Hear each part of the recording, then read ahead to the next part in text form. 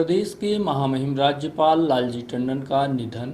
5 दिन के अवकाश के साथ प्रदेश भर में राजकीय शोक की घोषणा। प्रदेश के महामहिम राज्यपाल लालजी टंडन का लंबी बीमारी के बाद मंगलवार की सुबह लखनऊ उत्तर प्रदेश के निजी अस्पताल में प्रातः 5:30 बजे निधन हो गया। वहीं दिवंगत आत्मा की शांति एवं सम्मान के लिए 21 जुलाई से प्रदेश सहित रीवा जिले के समस्त शासकीय एवं अशासकीय कार्यालयों समेत शैक्षणिक संस्थानों में अवकाश की घोषणा की गई है। महामहिम राज्यपाल के निधन से देश व प्रदेश भर में शोक की लहर छा गई है।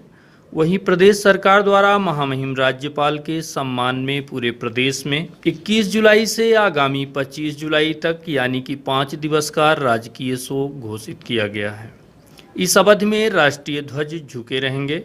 महामहिम राज्यपाल श्री लालजी टंडन के दुखद निधन पर गहरी संवेदना व्यक्त करते हुए प्रदेश के मुख्यमंत्री शिवराज सिंह ने लखनऊ पहुंचकर राज्यपाल श्री टंडन के पार्थिव शरीर पर पुष्पांजलि अर्पित करते हुए परिजनों को ढाढ़स बंधाया। इसके अलावा शिवराज मंत्रिमंडल के सभी मंत्रियों द्वारा भी मध्य प्रदेश के राज्यपाल दिवंगत श्री लालजी टंडन के चरणों में श्रद्धांजलि अर्पित की गई।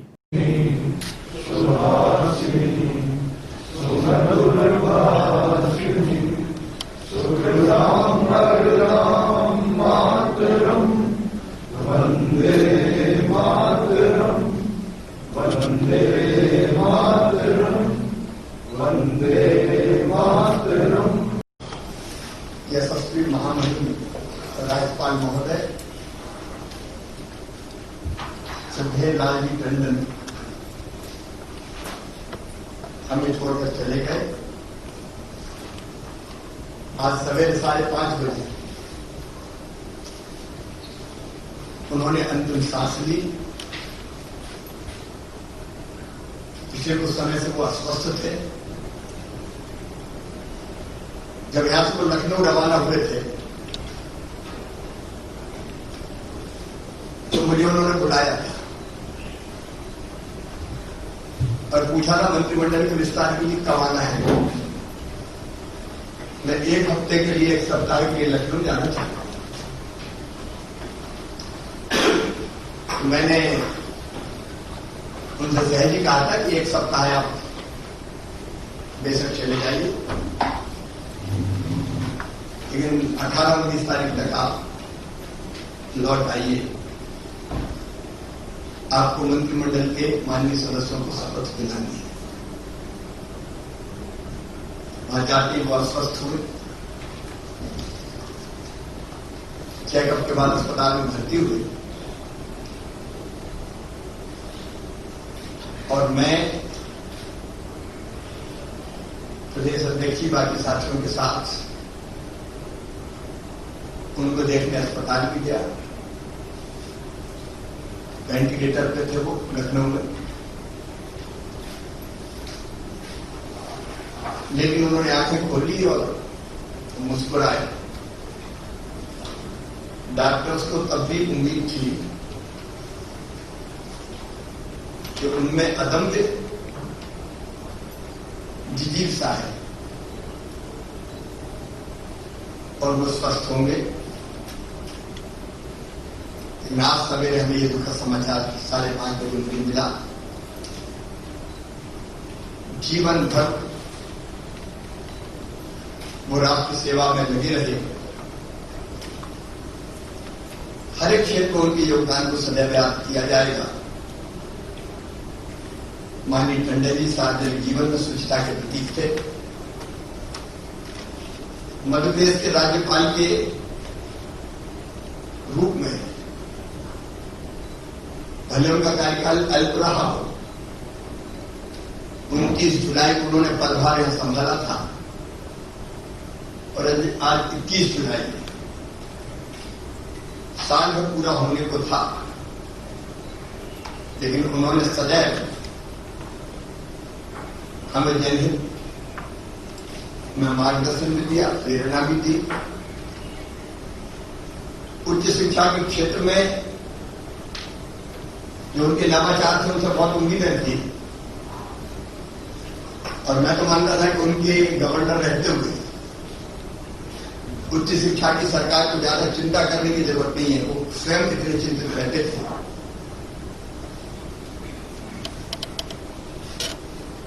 जो मित्र राजभवन गए हैं उस दौरान उन्होंने राजभवन में गौशाला प्रारंभ की थी,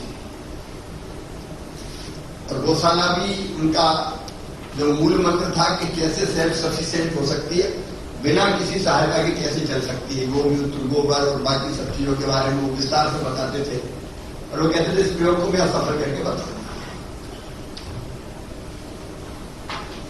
लेकिन लखनऊ से वो लौट के नहीं आ सके।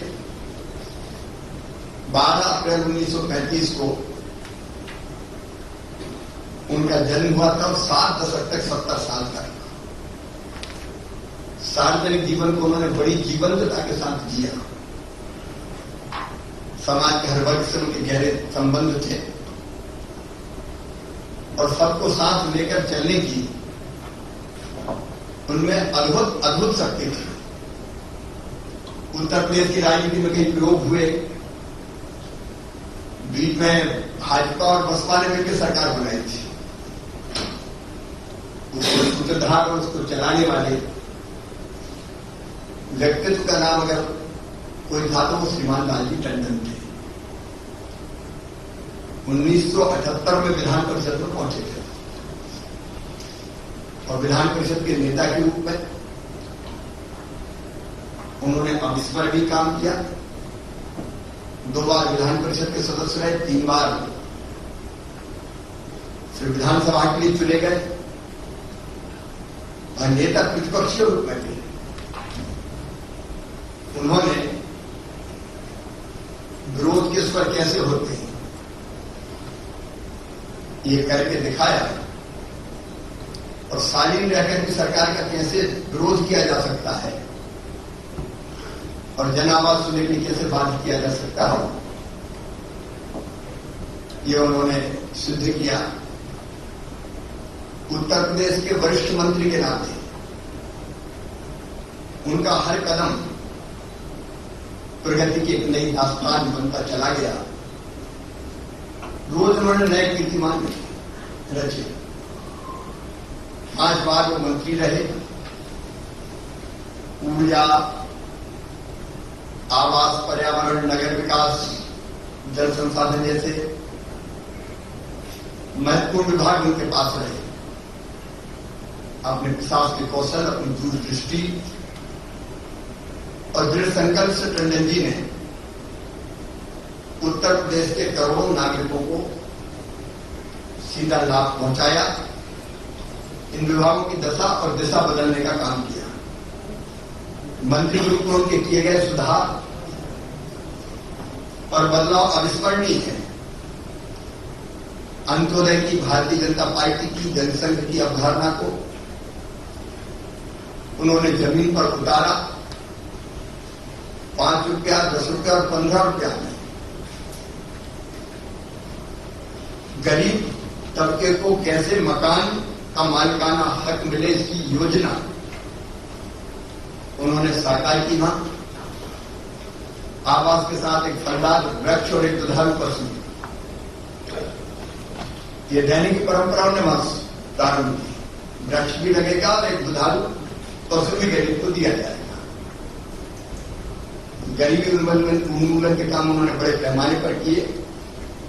सामुदायिक केंद्र, रैन बसेरे, मलिन बस्तियों का कायाकल्प और मथुरा वृंदावन में खारे पानी की समस्या का समाधान उनके बड़े कामों में से है।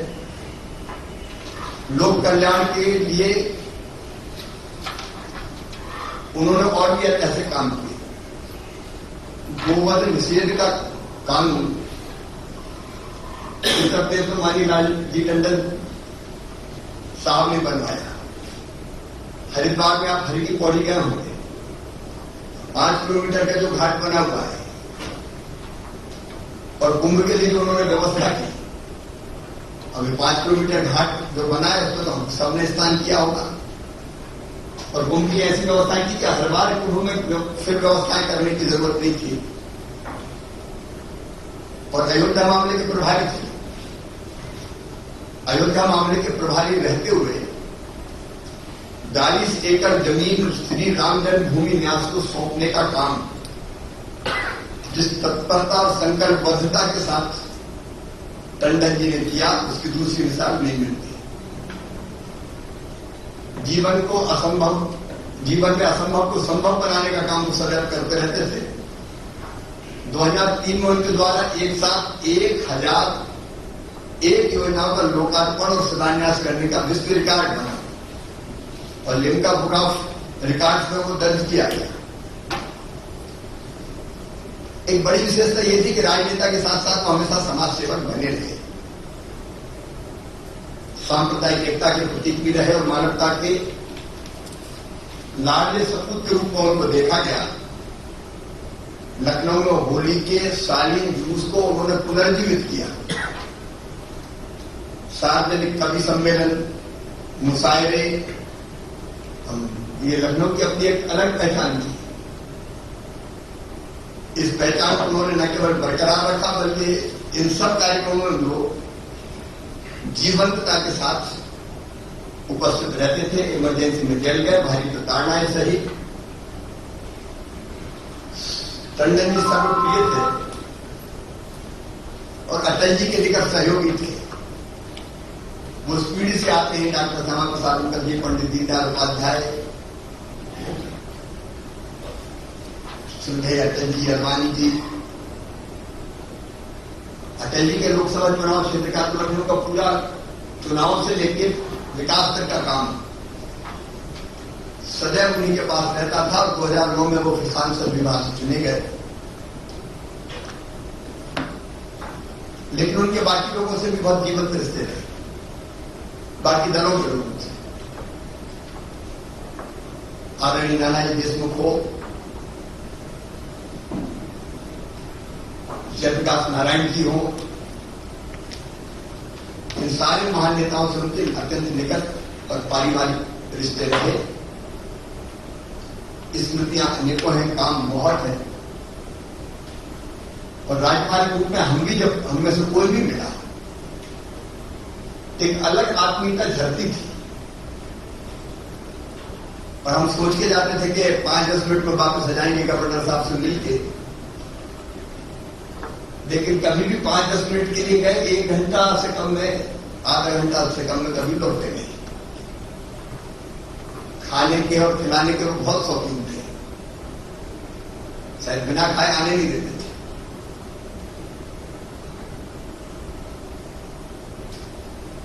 उनके दुखद निधन पर सारा प्रदेश शोकाकुल है, उत्तर प्रदेश और देश की जनता शोकाकुल है। हमारे गवर्नर साहब आज तक गवर्नर ही थे, उनके सम्मान में 5 दिन का राजकीय शोक रखा जाएगा। राजकीय शोक में जो व्यवस्थाएं हैं, राष्ट्रध्वज झुका रहेगा, कोई मनोरंजनात्मक कार्यक्रम नहीं होंगे, इत्यादि जो व्यवस्थाएं हैं उसके अनुरूप निर्देश जारी किए जाएंगे। उनका अंतिम संस्कार लखनऊ में आज शाम को 4 बजे पूरे राजकीय सम्मान के साथ होगा। प्रदेश की जनता की ओर से मैं स्वयं उनके निवास पर पुष्पांजलि अर्पित करने जाऊंगा। कोरोना की गाइडलाइन के कारण